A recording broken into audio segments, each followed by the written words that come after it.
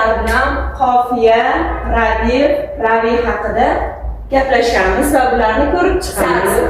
Masalan, bizga bir bayt berilgan, mana shu baytdagi misramizning oxirida bir xil takrorlangan so'zlarimiz radif hisoblanadi. Demak, baytdagi oxirida bir xil takrorlangan so'zlar radif. Radifni aniqlaganimizdan keyin undan oldingi so'zga yuzlanamiz. Ana shu so'zlarimiz xuddi juft so'zlardek, birini aytsak ikkinchisi xayolimizga kelayotgan, unga qofiyadosh bo'layotgan so'zlar bo'lishi kerak. Masalan, ushbu misradagi mohim, gunohim so'zlari qofiya hisoblanadi. Sababi ular bir-biriga xuddi ohangdoshdek takrorlanib kelyapti. Mohim, gunohim so'zlari qofiya, qofiyani ham aniqlab oldik. Qofiyaning asosiga e'tibor beramiz. Mohim so'zida moh asos, gunohim so'zida gunoh asos hisoblanadi.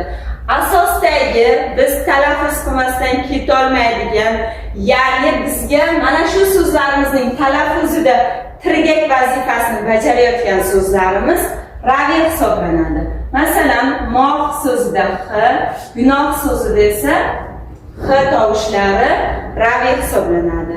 Raviylarni qanday aniqlashimizni ko'rdingiz. Demak, so'zlarni, qofiyani aniqlaganimizdan keyin asosini topar ekanmiz.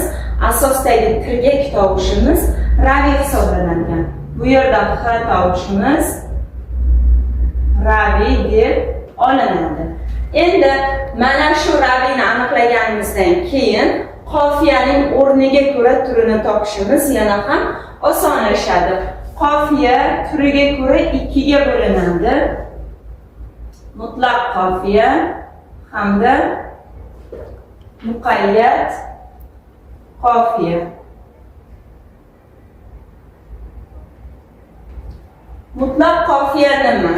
Agar so'zlarimiz, qofiyalarimiz raviy bilan tugagan bo'lsa, bularni biz muqayyad qofiya deb olamiz.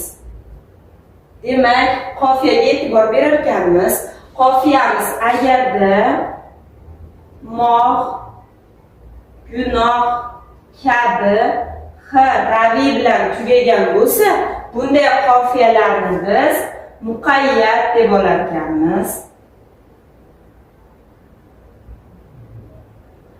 Agar raviydan keyin qo'shimchalar ishtirok etgan bo'lsa, bunday qofiyalarimiz o'rniga ko'ra mutlaq qofiya hisoblanadi.